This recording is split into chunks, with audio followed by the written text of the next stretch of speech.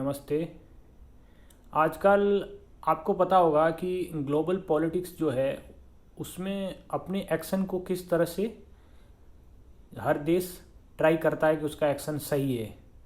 तो ऐसे में हमें ग्लोबल जो पॉलिटिक्स है, अंतर्राष्ट्रीय राजनीति है, उसको समझने के लिए कुछ थियरीज हैं। उस थियरी में से एक थियरी है रियलिज्म, मतलब यथार्थवादी सिद्धांत। उसके अलावा रियलिस्ट थियरी के अलावा आइडियलिस्ट थियरी, जिसको लिबरलिज्म भी कहते हैं। उसके बाद में मार्क्सिस्ट थियरी है, फेमिनिस्ट थियरी है, पोस्ट मॉडर्निस्ट थियरी है, फंक्शनलिज्म थियरी है। तो वो बहुत सी थियरीज हैं, लेकिन उस थियरी से पहले हम लोग आज देखते हैं रियलिज्म क्या होता है और रियलिज्म इंटरनेशनल पॉलिटिक्स जो है, ग्लोबल पॉलिटिक्स को कैसे एक्सप्लेन करता है, उसको समझने का प्रयास करते हैं। रियलिज्म को हिंदी में यथार्थवाद कहा जाता है।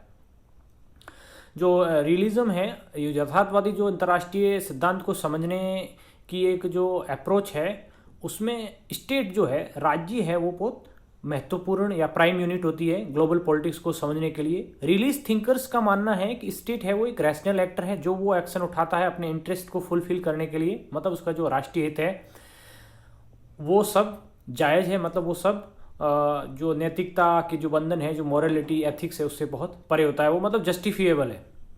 तो इसके कुछ थिंकर्स हैं। यदि हम लोग बात करें इंडियन कॉन्टेक्स्ट में, तो इंडिया में कौटिल्य को रियलिज्म का या यथार्थवादी सिद्धांत का हम लोग सबसे पुराने चिंतकों में से, पुराने थिंकर्स में से मान सकते हैं।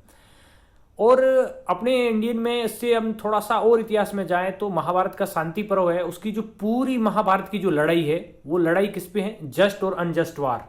ठीक है, मतलब सही क्या है, क्या गलत है, मतलब जो धर्म है, धर्म हमारे कॉन्टेक्स्ट में बताया गया है। धर्म मतलब जो आपकी ड्यूटी है, उस ड्यूटी को, ड्यूटी मतलब आप सत्य बोलते हैं, आप सही के लिए लड़ते हैं, तो वो एक धर्म है। ठीक है, तो एक महाभारत के और शांति पर्व में भी आप रियलिज्म के कुछ इनपुट देख सकते हैं।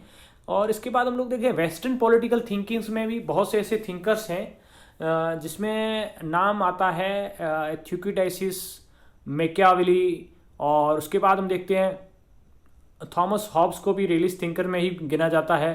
और यदि क्लासिकल थिंकिंग में थोड़ा और हम लोग कोल्ड वार के समय आ जाएं तो हंस मॉर्गेनथौ है। हंस मॉर्गेनथौ जो है, उसने रियलिज्म की थियरी को काफ़ी साइंटिफिक जो है उसके हिसाब से आर्टिकल लिखा है, 6 प्रिंसिपल लिखा है, मतलब 6 सिद्धांत दिए हैं कि रियलिस्ट पॉलिटिक्स क्या है।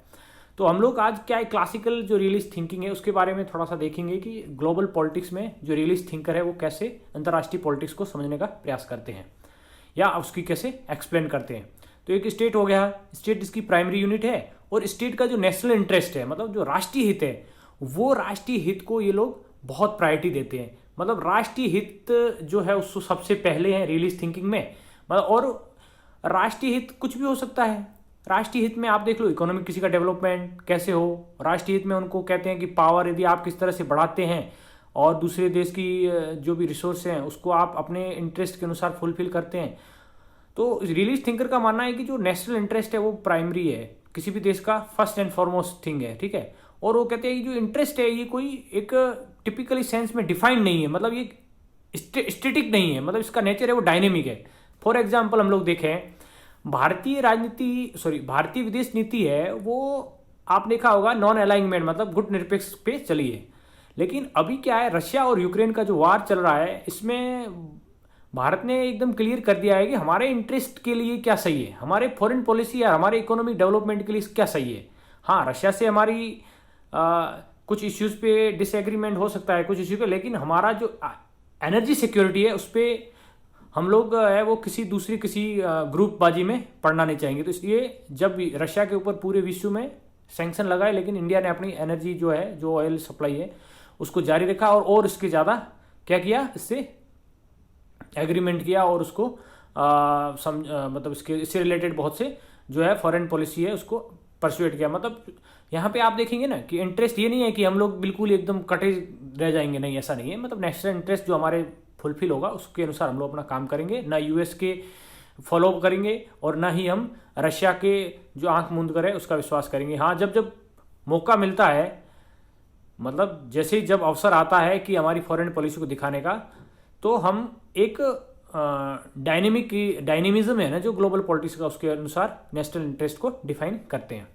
फिर क्या है कि नेशनल पावर, ये रियलिस्ट क्या कहते हैं कि जो नेशनल पावर है वो बहुत ज़रूरी है, कि राष्ट्रीय जो शक्ति है ना उसको ऊपर ध्यान देते हैं कि इस पावर ही है जो किसी देश के नेशनल इंटरेस्ट को फुलफिल बढ़िया से कर सकता है, मतलब उसकी पूर्ति कर सकता है। अब पावर आप किसी भी यदि आप यहाँ रिलीजन में देखोगे तो पावर एक रियल जो है ना रियल पॉलिटिक, मतलब इसमें फिजिकल पावर मतलब आपकी मिलिट्री पावर कितनी स्ट्रांग है, ठीक है, इकोनॉमिक पावर कितनी, लेकिन इसमें ज़्यादातर जो रियलिस्ट थिंकिंग है वो देते हैं हार्ड पावर पर जोर देते हैं। हार्ड पावर में क्या आता है, मिलिट्री, आर्मामेंट, हथियार, वेपन, सबमरीन वगैरह जो भी है वो हार्ड पावर में आता है।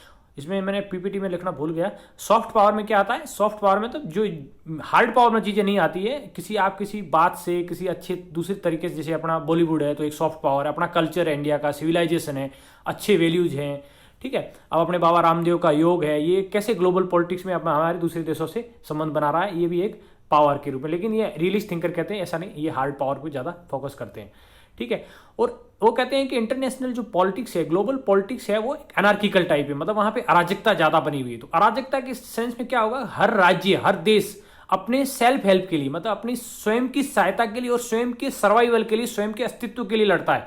तो ऐसे में क्या है कि सब अपने अपने इंटरेस्ट के लिए भागते हैं, ठीक है। तो वहाँ पे सर्वाइवल बहुत ही महत्वपूर्ण हो जाता है, ठीक है। और इससे कॉन्टेक्स्ट में वो कहते हैं कि जो पॉलिटिक्स है, तो वो कहते हैं कि पॉलिटिक्स का जो नेचर है वो एक ऑटोनॉमी है, मतलब वो एकदम स्वतंत्र है, किसी भी तरह के नैतिकता, मॉरलिटी, एथिक्स से बहुत ही परे है। मतलब उसको आप उस कॉन्टेक्स्ट में बिल्कुल ही नहीं देख सकते कि क्या नैतिकता मूल्यों के ऊपर आपका जो स्टैंड है वो कितना सही है, कितना गलत है, ठीक है। तो ये है realist theory of global politics. मुझे लगता है ये आपको काफ़ी समझ में आया होगा, और इसके जो नेक्स्ट लेक्चर होगा उसमें हम लोग देखेंगे उसमें हम देखेंगे कि जो रियलिस्ट थिंकिंग के जो समानांतर दूसरी थियरी चलती है उसको बोला जाता है लिबरल थियरी। तो उसके बारे में हम लोग डिस्कस करेंगे। तो ये लेक्चर था रियलिज्म के ऊपर, मुझे लग रहा है आपको बहुत अच्छा लगा होगा। और इस चैनल पे आप जो भी कमेंट लिखना चाहें, सजेशन देना चाहें, दे सकते हैं, ताकि मुझे और अच्छा लगेगा कि मेरा वीडियो कितने आप ध्यान से सुनते हैं। Thank you.